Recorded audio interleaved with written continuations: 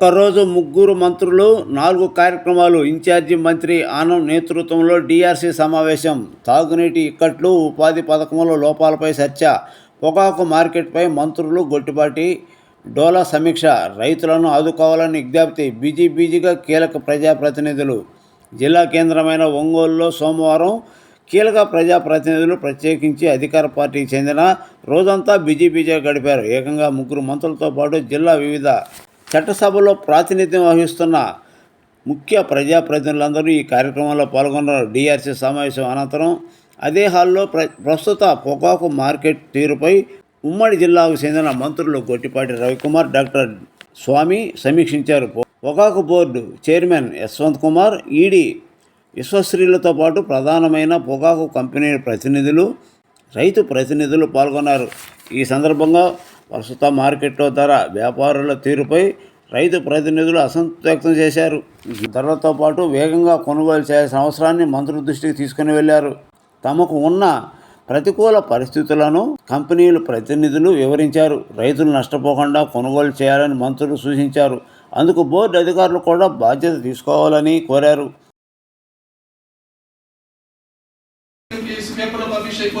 ప్రపంచవ్యాప్తంగా నెట్ మీద పెరిగిపోతుంది.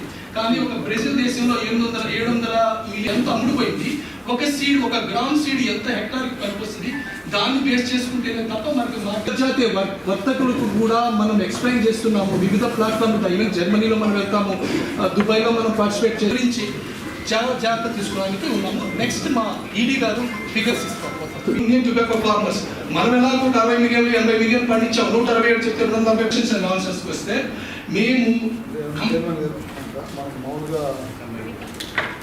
సో అయితే ఇప్పుడు మార్కెట్ సిచ్యువేషన్ ఇంత పెద్ద మార్కెట్, ఇప్పుడు మనకున్న tobacco board market central government organisation we have to take care of all states.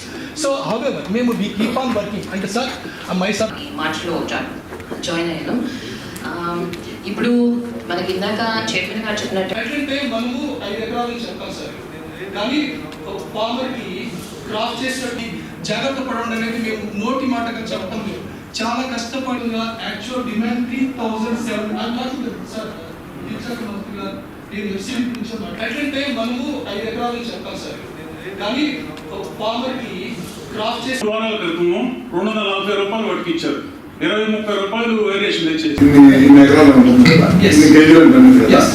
మనకి ఎన్ని బ్యారీలు ఉన్నాయి, బ్యారీకి ఎంత పండించాలి, ఎంత వచ్చింది, ఎక్సెస్ పంట వచ్చిందా, దాని ప్రకారం వచ్చిందా, తక్కువ వచ్చింది దాని ప్రకారం.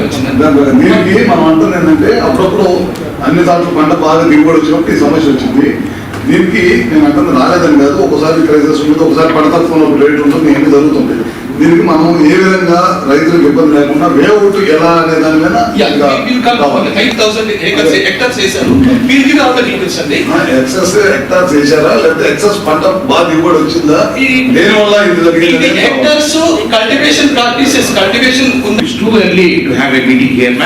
ఎగ్జాక్ట్లీ సార్, టూ ఎర్లీ అనము కానీ మనం అందరం కలిసి అంటే అక్కడ మినిస్ట్రీ కూడా they are not taking it so serious. అక్కడ కామర్స్ మినిస్ట్రీ కూడా ఢిల్లీలో. Thank you sir, thanks for understanding. అదే మధ్య ఆప్షన్స్ కూడా ఈక్వల్ గా ఉన్నాయి. కానీ రైతుల ఎందుకు ఆందోళన ఉంది? నో బిడ్స్ వస్తున్నాయి.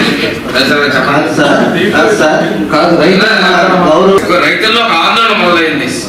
ఆందోళన మొదలైంది కదా ఈరోజు మనం కూర్చున్నాం. ఈ రోజు ఉద్దేశం కూడా ట్రేడర్స్ పెంచే ఉద్దేశం ఏంటి? మీరు నో బిడ్ తగ్గించండి, అదేవిధంగా లో గ్రేడ్ కూడా మీరు పర్చేజ్ చేయండి. ఒకే గ్రేడ్ కాదనేది మీతో మాట్లాడే ఉద్దేశంతో board, public representatives, farmers, traders కూర్చొని భరించలేని పరిస్థితి. లాస్ట్ ఇయర్ వాల్యూ 15 lakhs అయితే ఈరోజు 20 lakhs అవుతుంది expectation. Last year prices farmers expect చేశారు. అట్లీస్ట్ ఫార్మర్స్ లాస్ లేకుండా చూడాల్సిన బాధ్యత మనందరి మీద ఉంది. దాంతో పాటు కనుక లో గ్రేడ్ సొసైటీలకి చాలా లెస్ అమౌంట్ కలుగుతారు రేటు. నేను మొన్న వెళ్ళాను, అన్ని నో బిడ్స్ వెళ్ళిపోతా ఉన్నాయి. 10,000 మీరు పోటీచే రేట్ పెంచిన తర్వాత ఇప్పుడు ట్రేడర్స్ రిక్వెస్ట్ చేసేది ఏంటంటే, ట్రేడర్స్ కి రైతులకు అనుబంధం ప్రకారం రైతులు ఇబ్బంది పడకుండా ట్రేడర్స్ లో బిడ్ పర్చేజ్ చేయాలి. అదేవిధంగా ఐకే ప్రైస్ లో కూడా రేట్ పెంచుకోవాలి. ఇది మనం ఈరోజు ట్రేడర్స్ పెద్ద బోర్డు నుంచి ప్రజలు మేము రిక్వెస్ట్ చేస్తున్నాం. Point is you have sold bright quality and you have not taken low quality. Once the low quality comes, automatically the average will come. So the point of the matter is, the good thing which you have told is you will get good thing in the coming months, the orders.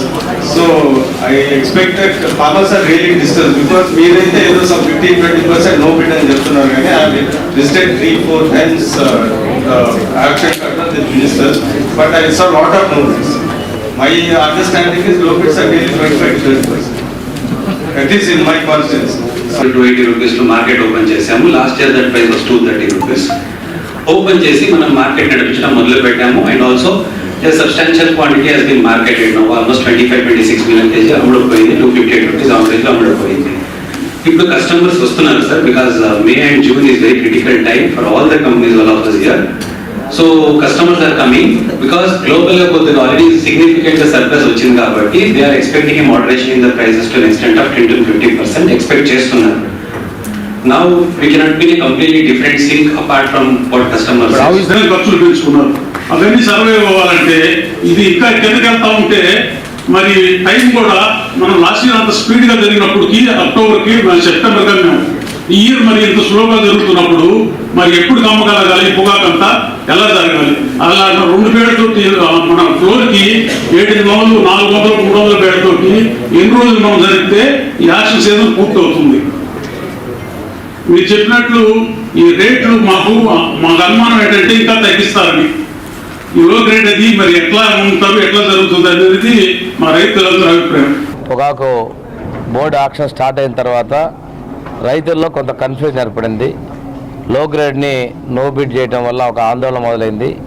ఇది ఇంతకుముందు ఎప్పుడు కూడా ఈ పరిస్థితులు లేవు.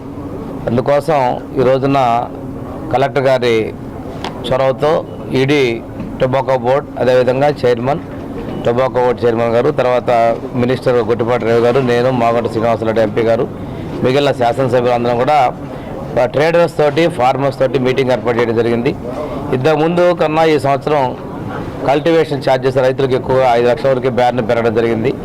Market కొంచెం రేట్లు తక్కువగా ఉండేటువంటి ఆందోళన వల్ల తీవ్రంగా కనిపిస్తూ ఉంది. ఈ ఒడిదొడుగుల్లో ఇంటర్నేషనల్ మార్కెట్లో కూడా కొంచెం తగ్గినటువంటి వాస్తవం అని చెప్పేసి బోర్డు అధికారులు ట్రేడర్స్ చెప్పడం జరిగింది. ఏది ఏమైనప్పటికీ కూడా రైతులకి ట్రేడర్స్కి ఉన్న అనుబంధం ప్రకారం దృష్ట్యా ఎక్స్పెక్టెడ్ ఆర్డర్స్ బేస్ చేసుకొని వీళ్ళు రైతులకు ఇబ్బంది లేకుండా కొనుగోలు చేస్తామని చెప్పడం జరిగింది. చాలా సంతోషదాయకమైన విషయం. ఈ విషయంలో బోర్డు యొక్క చొరవను కూడా అభినందిస్తా ఉన్నాం. రేపు తప్పనిసరిగా భవిష్యత్తులో ఏ కాపైనా కానీ రైతులకు ఎటువంటి ఇబ్బంది లేకుండా చూసుకోవాలని, అదేవిధంగా అపరాధ రుసుం కూడా వసూలు చేయకూడదనేది కూడా బోర్డు ముందు ప్రతిపాదన పెట్టడం జరిగింది. ప్రస్తుతానికైతే రైతులకు ఇబ్బంది లేకుండా కొనుగోలు జరుగుతాయని చెప్పి ఆశాజనకంగా బోర్డు అధికారులు చెప్పింది ఆశాజనకంగా ఉంది. చాలా సంతోషదాయకంగా ఉందండి. ఇవాళ పొగాకు బోర్డు చైర్మన్ గారు, ఈడీ గారు, సోదర మంత్రివర్యులు, కలెక్టర్ గారు, ఎమ్మెల్యేస్, ఎంపీలు, ప్రజాప్రతినిధులు, రైతులు, ట్రేడర్స్ అందరితో కలిపి పొగాకు పైన మీటింగ్ పెట్టుకోవడం జరిగింది. మనకి బర్లీ, వైట్ బర్లీ, బ్లాక్ నల్ల పొగాకు వీటన్నిటి పైన కూడా పెట్టుకోవడం జరిగింది. చాలాసేపు దాదాపు గంటన్నర పాటు డిస్కస్ చేసుకున్నాము. ఏ విధంగా కొనుగోలు చేయాలని, బయర్లు కూడా ఎప్పుడైనా ఇట్లాంటి కష్టకాలం వచ్చినప్పుడు బయర్లు కూడా కొద్దిగా ముందుకు రావాలని చెప్పి చెప్పడం జరిగింది అన్నమాట. తప్పకుండా వాళ్ళు కూడా వస్తామని చెప్పి అన్నారు. గత 2-3 సంవత్సరాల నుంచి మంచి ప్రాఫిట్స్ రావటం వల్ల కొనుగోలు ఎవరైతే బయర్లు ఉన్నారో వారికి లాభంగా ఉంది, రైతులకు కూడా లాభం ఉంది. ఈ సంవత్సరం వచ్చేసరికి పంట దిగుబడి పెరగటం కానీ, ఖర్చు పెరగటం, పంట దిగుబడి పెరగటం, అదేవిధంగా ఎక్సెస్ పొగాకు ఉండటం వల్ల 160-170 మిలియన్ పొగాకు రావాల్సింది 240 మిలియన్ టన్నుల పొగాకు ఉత్పత్తి అయ్యి రావటం వల్ల కొద్దిగా ఇబ్బందికరమైన పరిస్థితులు ఎదుర్కొన్నాం. అదేవిధంగా మన దేశంలో కాకుండా పక్కనున్న బ్రెజిల్, జింబాబ్వే లాంటి దేశాల్లో కూడా పొగాకు పంట బాగా ఎక్కువగా రావటం వల్ల కొంత మార్కెట్లో కొద్దిగా స్తబ్దత ఉన్న మాటకు వాస్తవమే. దాన్ని ఏ విధంగా రైతులకు ఇబ్బంది లేకుండా పొగాకు బోర్డు కానీ, అదేవిధంగా ఇక్కడున్న బయర్లు కానీ ఏ విధంగా కొనుగోలు చేయాలి అనే దాని మీద ఇక్కడ కూర్చోవడం జరిగింది.